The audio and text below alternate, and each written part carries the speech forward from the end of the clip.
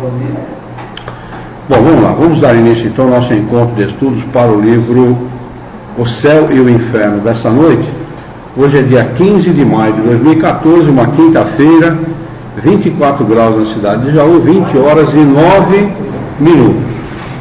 Nós estamos estudando o capítulo 7, As Penas Futuras segundo o Espiritismo, no subtítulo Código Penal da Vida Futura. Código Penal da Vida Futura, página 80.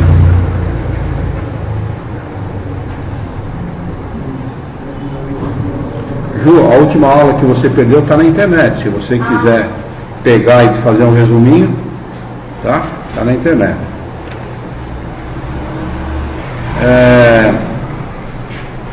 E aqui diz o seguinte: o Espiritismo não se apoia, pois, numa autoridade de natureza particular para formular um código fantasioso. Suas leis, no que toca ao futuro da alma, são deduzidas de observações positivas sobre os fatos e podem ser resumidas da seguinte maneira. O que Kardec afirma aqui é que não é da cabeça dele, e nem da cabeça de nenhum ser humano, que se deduziu as leis que compõem o Código Penal da Vida Futura segundo a doutrina dos Espíritos. Não é? É baseado em experiências, em observações, e ele chama essas observações de observações positivas, porque elas são diretamente feitas com os espíritos. Nós vamos ver mais para frente, tem uma série de relatos de espíritos que sofrem, espíritos felizes, né? Mais para frente tem esses relatos. É nessas observações que ele faz as suas deduções. E não só nisso também, mas em comunicações relatadas no mundo inteiro, em todos os países, que vieram corroborar as observações de Kardec. Primeiro, a alma ou o espírito sofre na vida espiritual as consequências de todas as imperfeições de que não se libertou durante a vida corpórea. Seu estado feliz ou infeliz é inerente ao grau de sua depuração ou das suas imperfeições. Segundo, a felicidade perfeita é inerente à perfeição, quer dizer, a purificação completa do espírito. Toda imperfeição é ao mesmo tempo uma causa de sofrimento e de privação de ventura, da mesma maneira que toda qualidade adquirida é uma causa de ventura e de atenuação do sofrimento. Número 3, ou terceira observação aqui. Não há uma só imperfeição da alma que não acarrete consequências desagradáveis, inevitáveis, e não há uma só qualidade boa que não seja fonte de ventura. A soma das penas é assim proporcional à soma das imperfeições, como a dos gozos é proporcionada à soma das boas qualidades. A alma que tiver, por exemplo, 10 imperfeições, sofrerá mais do que aquela que tiver apenas 3 ou 4. Quando dessas 10 imperfeições só lhe restarem um quarto ou a metade, ela sofrerá menos. E quando nada mais restar, ela nada sofrerá, sendo perfeitamente feliz. É como acontece na terra. Aquele que sofre de muitas doenças padece mais do que o que sofre apenas de uma, ou não tem nenhuma. Pela mesma razão, a alma que possui 10 qualidades boas goza de mais felicidade do que a outra que possui menos. Em virtude da lei do progresso, tendo cada alma a possibilidade de conquistar o bem que lhe falta e libertar-se do que possui de mal, segundo seus esforços e a sua vontade, resulta que o futuro está aberto para qualquer criatura. Então, ele não condiciona aqui a felicidade da alma após a morte, ou a infelicidade dela, a terceiros. Não é? Ele não coloca aqui a felicidade da criatura condicionada à aceitação de Jesus, que Jesus vai salvar ele, nada disso. Ele coloca aos seus próprios esforços e à sua vontade. Então, não depende de absolutamente ninguém. Não depende de pai, de mãe, de tio, de Jesus, do seu espírito guia, de ninguém. Depende única e exclusivamente dos seus esforços e da sua vontade, da determinação que cada um tem de empenhar-se na própria felicidade. Muito mais justo, não é?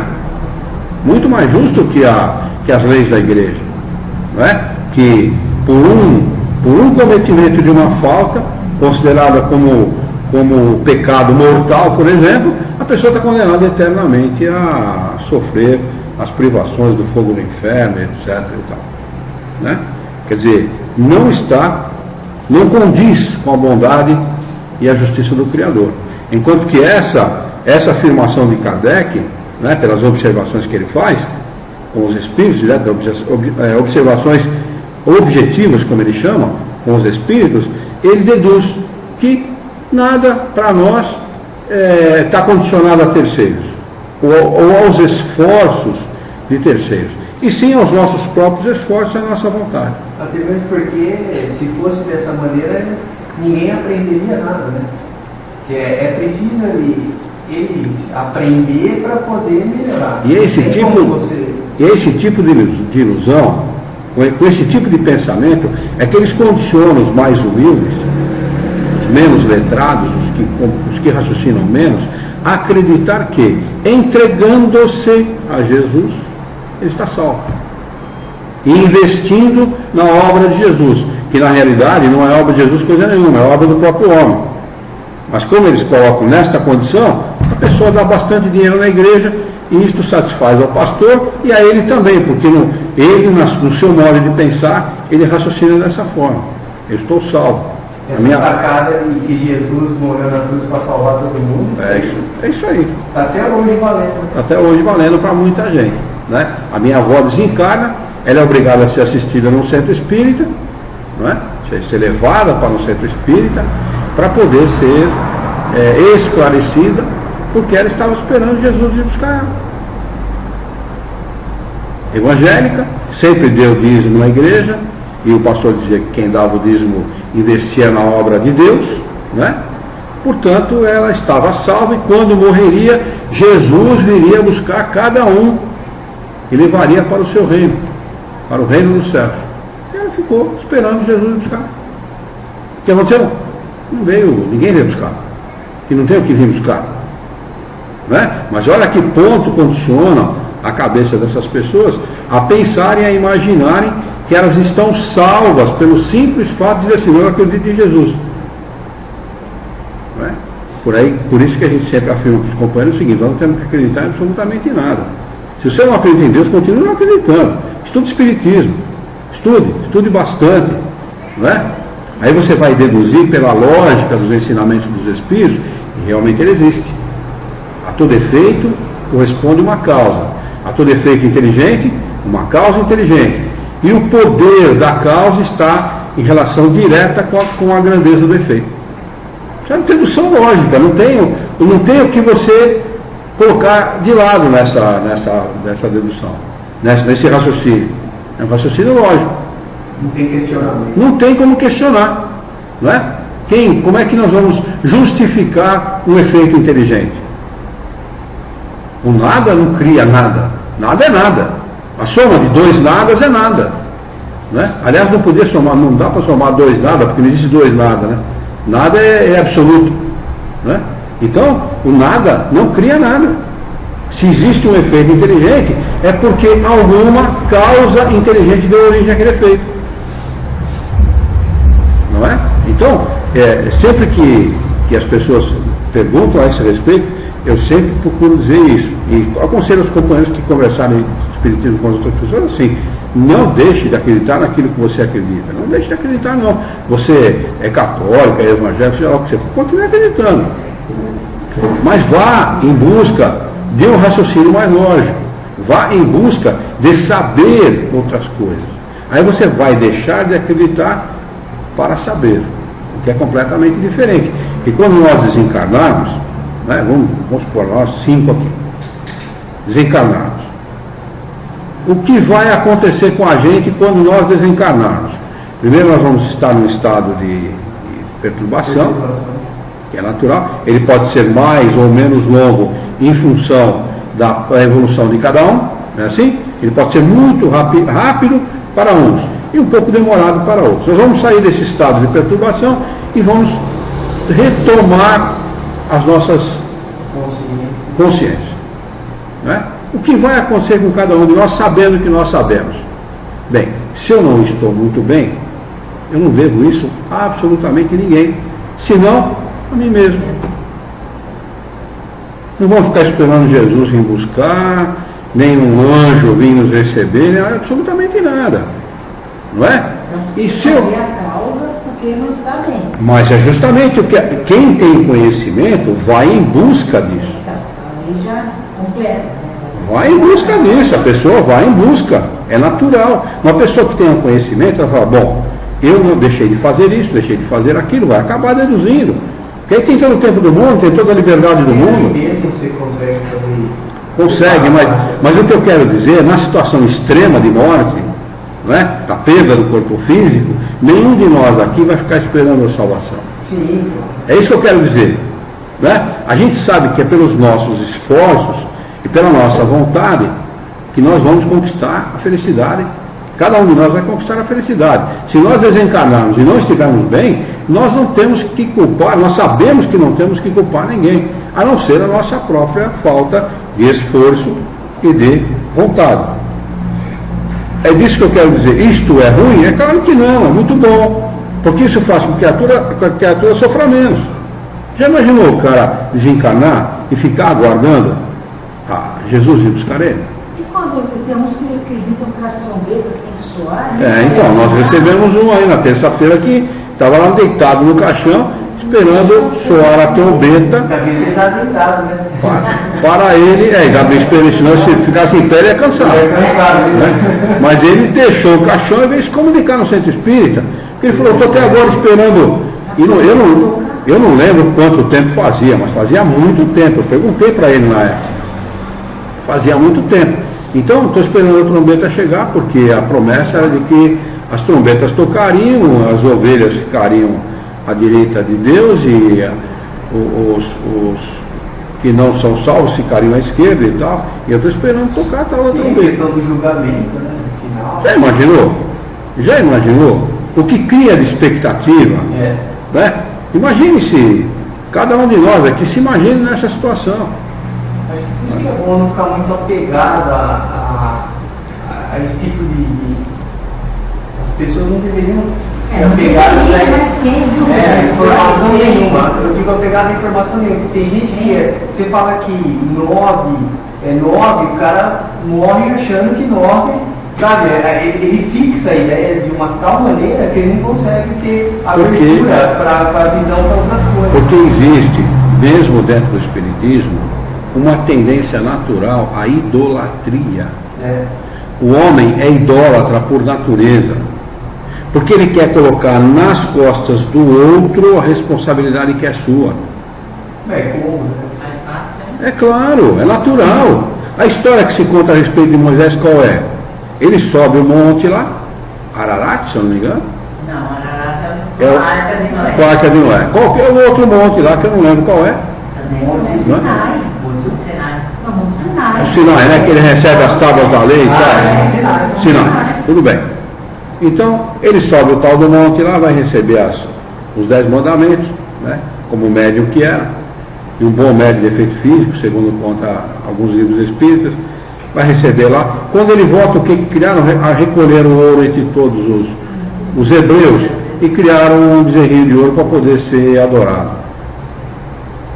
É a tendência natural do homem à idolatria. Eles não só criam ídolos, não é? Como idealizam o ídolo e fazem e transferem para o ídolo tudo aquilo que é de sua responsabilidade. Você tem isso no meio espírita. Você tem isso no meio espírita de monte. Entendeu? Você tem vários ídolos aí, aquele palestrante lá é um ídolo espírita. Bastante ídolos. Hã? Bastante. Tem bastante. Você tem gente aqui que é idolatrado no meio espírita, que faz casamento espírita, batizado espírita, né? Tem gente de todo tipo. Então é uma coisa natural, enquanto que o espírita deveria, por obrigação, segundo as informações de Kardec e o ensinamento dos espíritos superiores, ser um livre pensador, obrigação do espírita. Ser um livre pensador. Ou seja, não está ligado a pensamento nenhum, a ideia nenhuma. Né? Aceitar somente aquilo que passa pelo funil da razão. Né? Mas quanto tempo que eu, no começo, quando eu comecei a frequentar o espiritismo, eu ouvi falar do chupão? Um planeta que ia passar perto da Terra, que por força magnética ia atrair os espíritos que estão menos evoluídos para esse. A dúvida é que eu morria de medo disso. E eu ia meter medo. Nossa, eu falava, que é isso? Eu fui dizer, toda vez que eu falava, terrorismo puro. Terrorismo puro. Nossa, eu tenho medo do seu homem. Você acha? E ele arremata essa afirmação dele, dizendo que resulta que o futuro está aberto para qualquer criatura. Não fala para os espíritas. Para qualquer criatura. Independentemente se ele acredita em Deus ou não, seja lá o que for. Né? Olha, Deus não repudia nenhum de seus filhos. Ele os recebe em seu seio à medida que eles atingem a perfeição, ficando assim a cada um o mérito das suas obras. Quinto, o sofrimento, sendo inerente à imperfeição, como a felicidade é inerente à perfeição, a alma leva em si mesmo o seu próprio castigo, onde quer que se encontre. Não há, pois, necessidade de um lugar circunscrito para ela. O inferno está assim por toda parte, onde quer que existam almas sofredoras, como o céu está por toda parte, onde quer que as almas sejam felizes. Quebrou totalmente a teoria aí das colônias e dos umbrais. Né? Quebrou totalmente, acabou. Destruiu, né? Destruiu totalmente. Sexto, o bem e o mal que praticamos são resultados das boas e das más qualidades que possuímos. Não fazer o bem que se pode fazer é uma prova de imperfeição.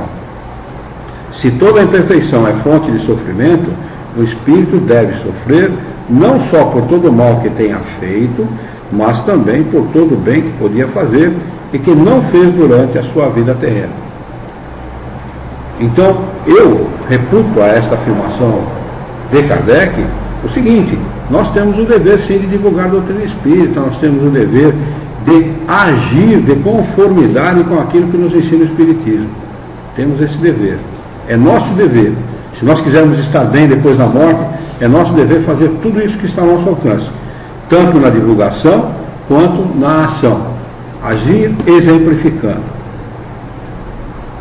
Sétimo, o espírito sofre segundo o que fez sofrer, de maneira que a sua atenção, estando incessantemente voltada para as consequências desse mal, ele compreende melhor os inconvenientes do seu procedimento e é levado a ser corrigido. Olha como Deus utiliza a ferramenta de evolução. É interessante, vocês prestaram atenção no que ele falou? O espírito sofre segundo o que fez sofrer. Então, nenhum mal fica impune. É diferente da terra. É diferente das nossas leis aqui da terra. Não é? Porque é uma rigorosa justiça distributiva. Se você for uma pessoa possessiva, se você for uma pessoa que aprisionou as outras pessoas, né, por força da sua possessão, do seu sentimento de posse, você vai sofrer exatamente isso depois de desencarnado. De alguma maneira você vai perceber que você está preso a alguma coisa. E por força disso, o que vai acontecer? De maneira que a sua atenção, estando incessantemente, ou seja, sem parar, voltada para as consequências desse mal, e o cara vai lembrar constantemente daquilo que fez, incessantemente.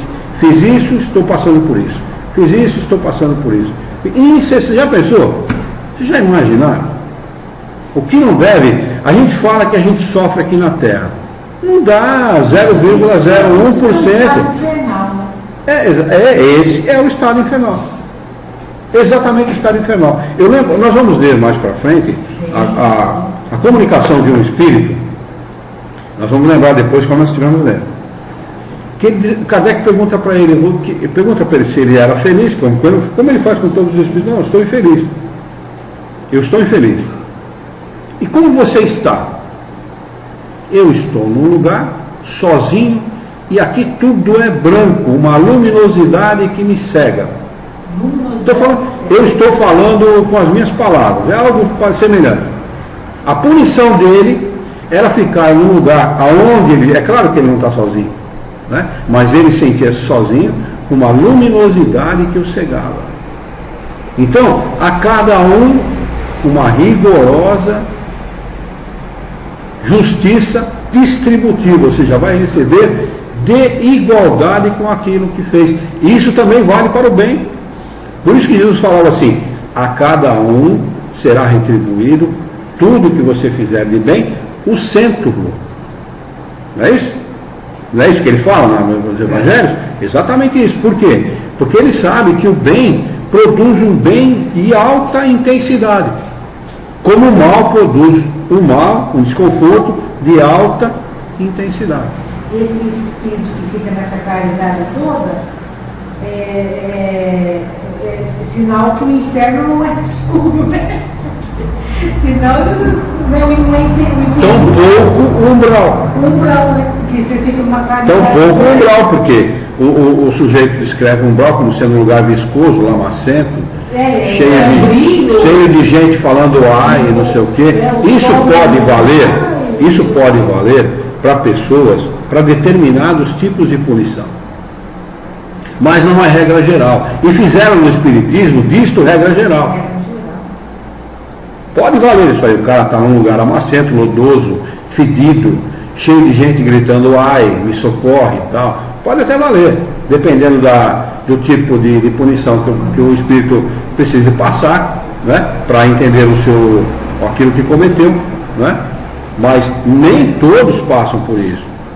Há comunicações aqui de gente que se suicidou e recebeu como punição reencarnar na Terra e passar exatamente pela mesma prova. Exatamente pela mesma prova. Ele era um sujeito que detinha nas mãos dele os bens de muitas pessoas. Todo mundo confiava nele e dava o dinheiro para ele investir, né? Ele surrupia o bem de todo mundo e desencarna e leva com ele esta culpa. E a condenação dele qual é? Voltar na Terra e tomar conta dos bens das pessoas. Suicida. Não tem nada de vale suicida, nem nada disso. Pode até ter, dependendo da necessidade de cada espírito. Eu conheci já contei essa história aqui, mas vou relembrar, vale a pena relembrar, que eu conheci ele, esse foi da boca dele, ele falou para mim, para Yara, nós não éramos casados ainda, ou éramos casados já? Noivos, né? Só 40 anos atrás, né? O marido da Dona Irene era um cara alto, magro, né? Ele estava pensando em suicídio. E ele sonha com o irmão já desencarnado, dizendo para ele: não tente o suicídio, porque você vai tentar, não vai conseguir se matar, vai ficar cego. E você já tem essa tendência do suicídio das outras vidas, você já fez a mesma coisa. Era uma pessoa viciada no espírito, viciada em suicídio, né? Pois ele mesmo, com todos os avisos, ele pega uma garrucha, põe na têmpora, dispara a bala atravessa o crânio dele, secciona o quiasma óptico, sai do outro lado, ele mostra o furo. Tem a marca do furo aqui, né? Ele mostrou, eu vi, a Yara viu também a marca do furo, atravessou o crânio dele, seccionou o quiasma óptico e ele ficou cego o resto da vida. E não morreu. Não é? É interessante a gente observar esse tipo de coisa. Quer dizer, há mais punição do que essa? Maior punição do que essa? Ficar cego uma vida inteira? Por causa de uma atitude impensada? sabendo que ele que foi o responsável. Exatamente, sabendo que foi avisado. Que foi avisado. Então. Mas vamos lá. Seguindo.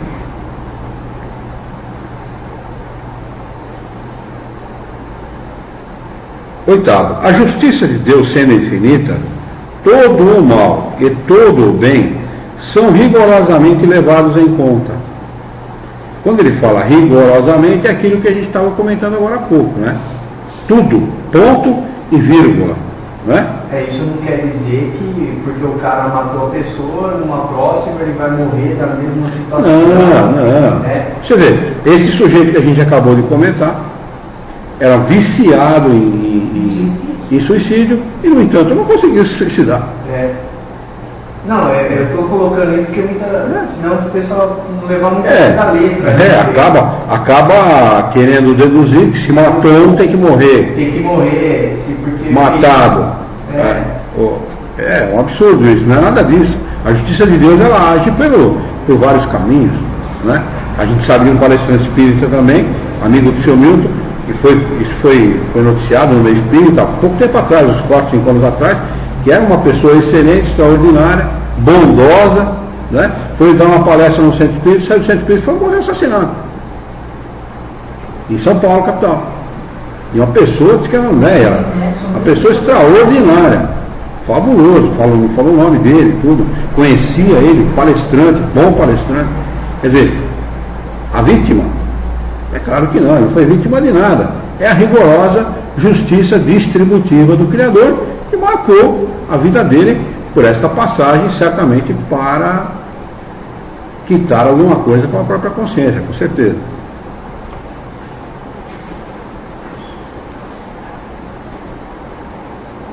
Se não há uma única ação má, um só mau pensamento que não tenha consequências fatais, também não há uma única ação boa, um só bom movimento da alma, numa palavra, o mais ligeiro mérito que fique perdido. E isso mesmo entre os mais perversos, porque representam um começo de progresso. Bem próprio da bondade de Deus, né? Bem próprio da gente entender o que é a misericórdia e a bondade de Deus. Por aqui dá para entender. Porque um gesto de bondade, um gesto de amor de uma pessoa perversa será levado em conta por Deus na vida dessa pessoa. Nono, toda falta que se comete, todo mal praticado é uma dívida contraída e que tem que ser paga. Se não for nessa existência, será na próxima, ou na seguinte, porque todas as existências são solidárias entre si. Aquilo que se paga na existência presente não será cobrado na seguinte, ou seja, não tem juros. O que você paga está pagado, né? Está pago, não tem juros. Seria realmente que você ainda pode escolher a hora que você quer. Na realidade não é escolha, viu, Rodrigo? É uma necessidade. Porque senão, como é que você vai pagar uma falta grave numa encarnação que você não tem condição para pagar aquilo? Eu digo assim, muita gente fala, não, porque Deus é injusto, Deus é isso. Pô, misericórdia aqui, seria sadismo do Criador, o Criador colocar um sujeito que não tem condição, por exemplo, de enfrentar uma tetraplegia nessa condição. Não é verdade? Ele tem que estar naquela situação quando ele tem todas as condições reunidas para enfrentar e vencer. Por isso. E vencer. Por isso que quando a gente vê, é porque Deus não dá o fardo que a gente pode carregar. Então ele realmente, aquele espírito aguenta aquela condição. Exatamente. É por isso que os espíritos explicam, não existe espírito doente. Doente é o corpo. Não é? Não existe. Nós não temos dor de cabeça como espírito, nós não temos tetraplegia, não temos cegueira, não temos loucura, não temos nada. Apenas temporariamente nós vivemos num mundo onde é necessário passar por essa experiência para o enriquecimento do nosso próprio espírito. Apenas isso. Oi? Eu falei por isso que eu falo que eu não tenho. Eu não tenho cacife para aguentar uma doença aqui no câncer. Glaucia, eu já disse para você, você não sabe. Você não sabe. Olha, Glaucia, põe uma coisa na sua cabeça. Você quanto tempo faz que você é espírita? Não sei. Hã? Não sei. Como não sabe? Não, porque antes da gente começar a estudar, eu já via, né? Tá bom. Então, faz 12 anos que você fundou a Sociedade Jauense de Estudos Espíritas, agora a Associação Jauense de Estudos Espíritas, 12 anos que você está estudando, mais alguns anos que você estudou por conta própria, não é isso? Isto cala fundo no espírito, você não tem a dúvida. Isso é um trabalho. Olha, a gente faz um trabalho com o nosso espírito, eu não estou falando isso para te agradar, não, isso vale para todo mundo, inclusive para mim, vale para todos. Nós estamos enriquecendo o nosso espírito. Da mesma maneira que um homem trabalha no dia a dia, com a sua empresa, com o seu comércio, com as suas atividades, para enriquecer-se ao longo do tempo, para ter uma velhice tranquila, o mesmo nós fazemos com o nosso espírito, estudando doutrina espírita, porque a gente não pode dizer que nós somos a mesma pessoa de 12 anos atrás. De hipótese alguma. De maneira alguma. Nem que a gente é o mesmo de uma semana atrás. Porque a lei é de evolução. O nosso espírito, que quer queira, quer não queira, evolui. Amadurece, cresce, ilumina-se do ponto de vista do conhecimento. Não tem como ser diferente. Por isso que, acredite, se você tiver que passar por um problema, você só vai saber se você tem força ou não para passar por aquele problema, você, não Deus, porque Deus sabe o que você tem. Você, quando você estiver passando. É incrível como as pessoas se superam. É incrível. O que minha mãe vivenciou de problemas de doença física, de dor, o que ela passou, eu sei porque eu convivi com isso. Eu convivi desde o começo da doença dela até o final da doença dela. Eu não sei como uma pessoa tem força para passar por aquilo. É incrível, é impressionante. E passou com galhardia, com valentia. Pergunta para ela vivenciou um pouco disso. Meu pai é a mesma coisa. Meu pai era um homem que trabalhava, levantava às 5 da manhã, 4h30 às vezes, dependendo do dia, e voltava para casa meia-noite, 1h da manhã. Isso ele fez por 6, 7, 8 meses seguidos. Um cara com 42 anos de idade, um menino, se a gente for considerar a minha idade, por exemplo, um garoto, tem um problema grave de doença e de uma hora para outra, porque foi assim, de uma hora para outra, foi obrigado a parar de trabalhar. Sabe o que isso significa emocionalmente para a pessoa? E meu pai enfrentou, venceu e morreu muito melhor do que se ele não tivesse tido mais. É a maneira como se encara. Exatamente. Eu conheci uma mulher que 2 cânceres, venceu os 2. E vence. O câncer, vence os 2. E vence. 2 cânceres, certo? Você vê a alegria, a felicidade da pessoa também. Ela vive feliz, O impacto da doença no começo, ele é terrível. E ajudava ainda o pessoal que não vinha para cá no dia de ficar, ela abrigava as pessoas dentro da casa dela. Conhecimento espírita é tudo. É tudo. Conhecimento é tudo em qualquer circunstância. Em qualquer circunstância. Eu tive provas na minha vida, provas cabais, de que isso tem uma força. Eu era moleque, era garoto, enfrentando uma dívida enorme de uma hora para outra, porque meu pai ficou doente. Uma dívida enorme. Isso era no dia 26 do mês, final de mês, e eu tinha que pagar até o dia 5 do mês seguinte, uma soma, para mim era imensa, porque eu era um garoto, era um menino, 21, 22 anos de idade. Né? Pois eu pensei comigo, quer saber uma coisa, eu vou trabalhar e vamos ver o que acontece. Até o dia 5 tem mais uns dias. Se for qualquer coisa, eu vendo alguma coisa, qualquer coisa, eu pago. Depois no dia 5 eu paguei tudo, não fiquei devendo nada para ninguém. Entreguei na mão de Deus, falei, seja feita a tua vontade. Então é impressionante como nesta hora, eu estou falando de dinheiro, mas serve para qualquer circunstância. Sim. Qualquer circunstância não serve. Deixa de ser um problema, não deixa de ser Exatamente. um obstáculo. Um obstáculo. E sério, porque de uma hora para outra você se vê diante de um problema que você é garoto e você tem que amadurecer de uma hora para outra. Não é? Então, hoje não se leva muito em consideração isso, mas naquela época esse negócio de ficar devendo era até uma questão de honra, né, senhor? Mas é sério para quem é sério. É sério para quem é sério. Hoje o pessoal era daquele jeito, né? E eu, se eu ficar devendo, eu não durmo, sabe? Eu tenho essa preocupação. É doido. Mas é questão de... Mas você vê, eu falo por isso, quer dizer, esse é um dos exemplos, eram vários ao longo da vida, e a gente sabe que a gente tem força interior para superar. Tem. Pode ter certeza que tem. Tomara que você não tenha problema nenhum. Mas se tiver, você vai superar com certeza. Vamos lá. 10º. O espírito sofre de acordo com as suas imperfeições, seja no mundo espiritual, seja no corporal. Eu diria que quanto mais ignorante, mais ele sofre no corporal do que no espiritual. Vocês concordam com isso? Com toda certeza. Ele sofre mais aqui do que no mundo espiritual. Porque as encarnações dele são sucessivas, rápidas. E é mais ligado à matéria. E mais ligado à matéria. Então, como ele não tem capacidade de solução dos seus próprios problemas, de boas soluções dos seus próprios problemas, acaba sofrendo mais aqui.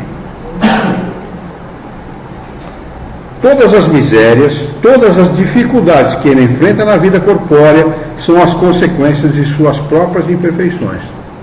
As expiações de faltas cometidas nesta mesma existência ou nas existências anteriores. Pela natureza do sofrimento e das dificuldades que ele enfrenta na vida corpórea, podemos julgar a natureza das faltas cometidas numa existência anterior, as quais as imperfeições e quais as imperfeições que as causaram. 11ª. A expiação varia segundo a natureza e a gravidade da falta. A mesma falta pode assim provocar expiações diferentes, segundo as circunstâncias atenuantes ou agravantes nas quais ela foi cometida. 12ª.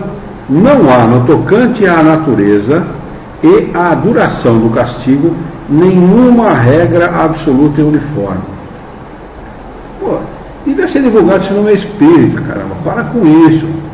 Não existe esse negócio de todo mundo que se suicida vai passar por esse problema, todo mundo que comete adultério vai passar por esse ou por aquele problema, todo mundo que é viciado em sexo vai passar. Não existe isso. Não existe isso. O castigo, vamos chamar de castigo, não é castigo, a gente sabe, é consequência. Né? Se o castigo de uma falta, ele é atenuado pelas circunstâncias que agravaram ou atenuaram o problema, a falta cometida, como é que pode ser igual para todo mundo? Ninguém pensa igual. Pensa. Tem gente que tem a violência embutida na sua maneira de ser. Ele é violento porque ele pensa de maneira violenta. Criança delinquente, né? Criança, muitas, né? No nosso país. No nosso país e no mundo, diga-se de passagem. Não é? Mas como é que pode ser igual para todo mundo? O meio espírita aliás, o chamado movimento espírita está equivocado a esse respeito. Não existe isso. Não é? O Criador seria muito burro, né? Não seria a inteligência suprema do universo se julgasse todo mundo de maneira igual. Se não existem dois espíritos iguais no universo, não é? Cada um está no seu momento evolutivo. Ele encarnado, ele pode atenuar a prova dele. Claro, como ele pode agravar. Ele pode atenuar. Né? Como é que alguém que mata o outro e não tem o conhecimento espírita pode ser julgado da mesma maneira que um que tem o conhecimento espírita? O que tem conhecimento espírita, ele vai ser triplamente castigado. Triplamente castigado. Triplamente castigado. Se não for mais. Porque o outro ele tem um atenuante. A ignorância. Não é? E aqui no 11º ele fala que a mesma falta pode assim provocar expiações diferentes, que é aquilo que eu comentei anteriormente, que não quer dizer que porque o cara matou, ele tem que morrer. Então aqui já fala. Então ele complementa dizendo o seguinte: a única lei geral é a de que toda falta recebe uma punição, e toda boa ação tem a sua recompensa segundo o seu valor. 13ª, a duração do castigo está subordinada ao melhoramento do espírito culpado. Ou seja, ele pode sofrer por séculos a fio e pode abortar esse sofrimento no momento, a partir do momento que ele quiser. Ele começar a trabalhar para reverter essa situação. Começa pelo arrependimento, né, que é o primeiro passo, e depois um trabalho sucessivo no sentido de melhorar-se e provocar uma... Esse mal que eles cansam também, né? Eles falam, claro. O que não cansa é a alegria, é a tranquilidade, a paz, a serenidade, mas o sofrimento só cansa, né? O cara vê que faz e não produz nada de bom para ele. É a mesma coisa que o cara que só vive para ter dinheiro, que é materialista, não tem consideração pelos parentes, pelos amigos, não tem consideração por ninguém, vive enganando um, enganando o outro em nome do lucro, não é? Chega um momento da vida dele e fala: bom, o que eu fiz até agora? O que é que eu fiz até agora? Em benefício próprio? Nada. É onde ele começa a raciocinar a respeito da própria vida, não é?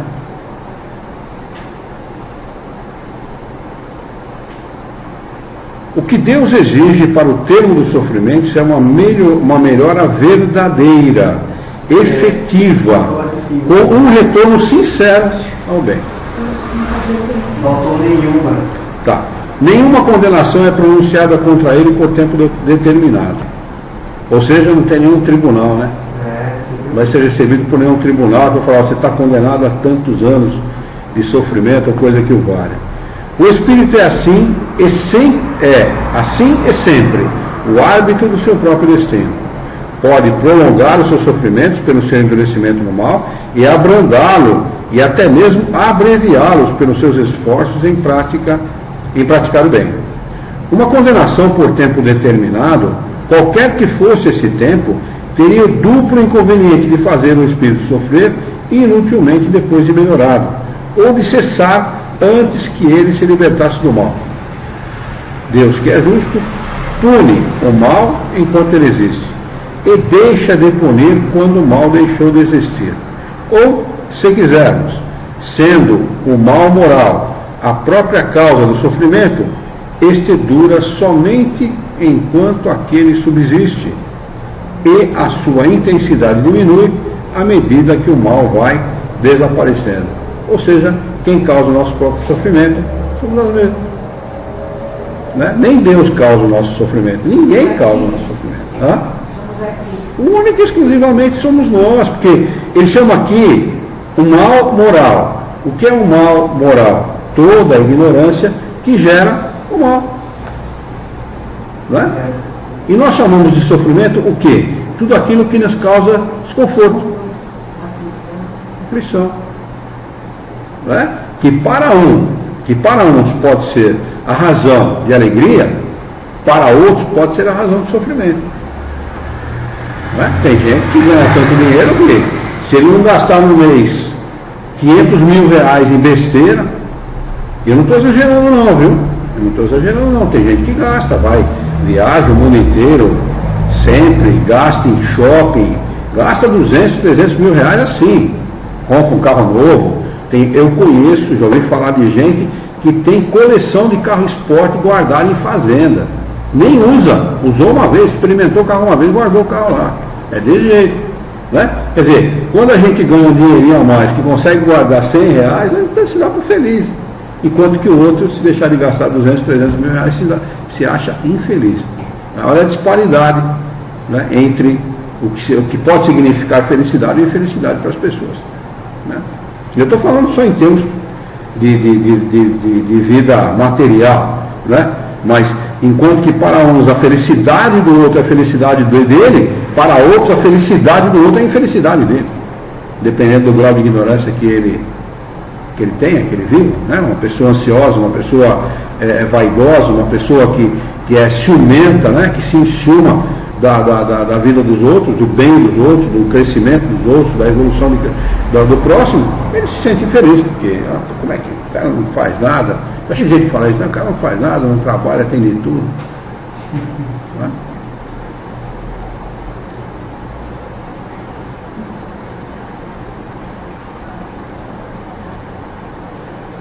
Ou, se quisermos, já lemos isso aqui, né? 14ª, a duração do castigo, estando subordinada ao melhoramento do espírito, disso resulta que o culpado que não se melhorasse continuaria sofrendo sempre, e que para ele a pena seria eterna. 15ª, uma condição que é inerente à inferioridade do espírito é a de não ver o termo de sua situação e acreditar que sofrem para sempre. Isso faz que para eles o castigo pareça eterno.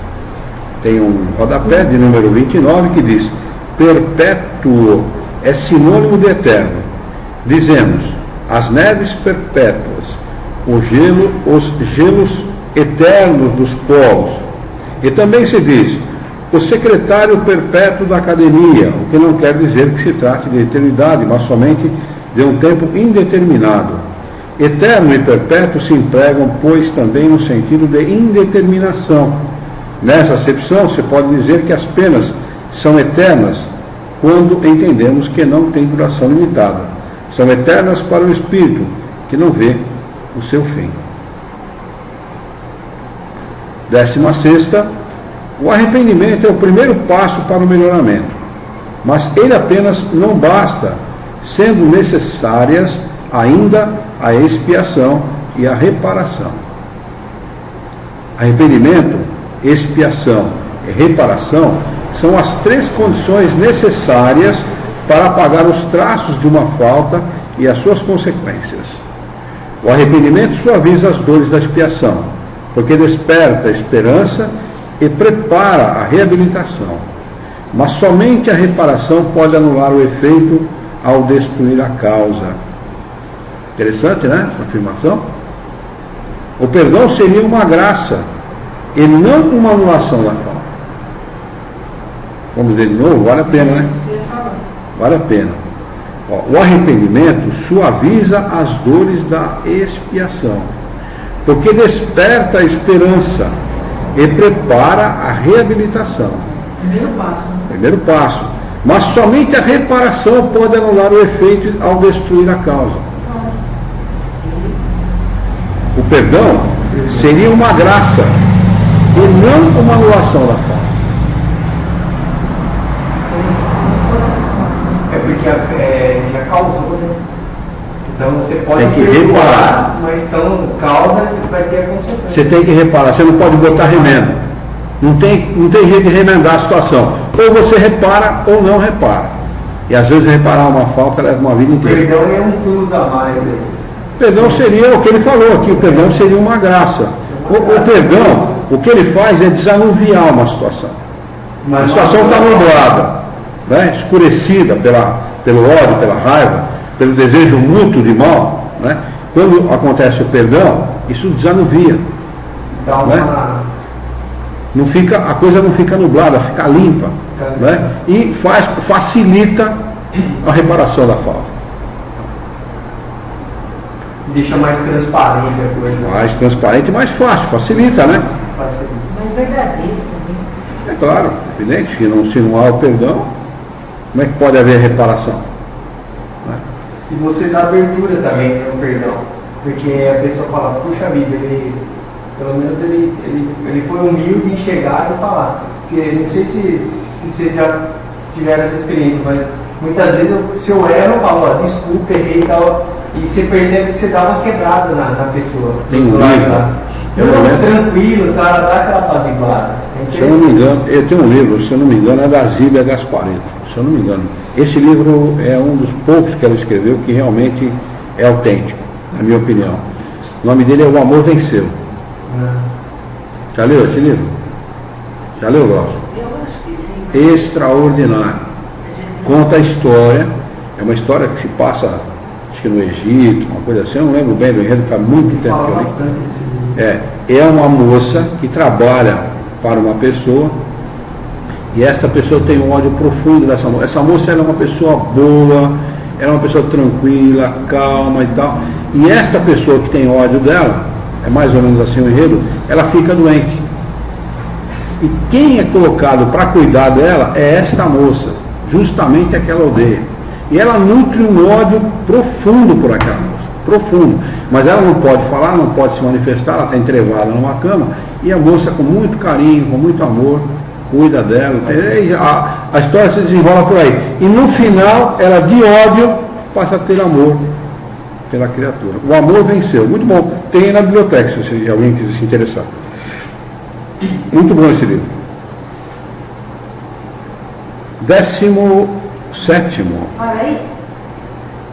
Eu acho que podemos parar assim. É cumprido. Vamos marcar aqui, o perdão seria uma graça e não uma anulação da falta para retomar na próxima. Hoje é dia 15/5/2014.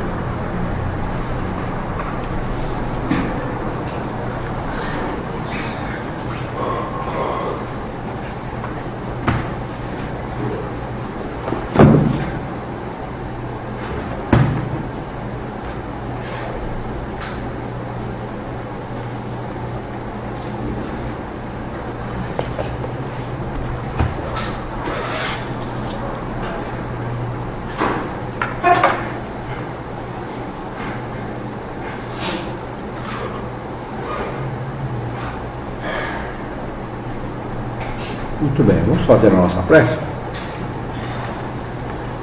Vamos mentalizar a figura sempre amiga e amorosa de Jesus, o nosso Mestre, modelo e guia da humanidade. Juntos com Jesus, vamos dirigir os nossos pensamentos ao Criador, ao Senhor da vida, causa primeira de todas as coisas, fonte inesgotável de paz, bondade, justiça e misericórdia, para agradecê-lo pela oportunidade de aqui estarmos reunidos em seu nome, com o objetivo de estudarmos as questões propostas pelos Espíritos superiores nesta noite.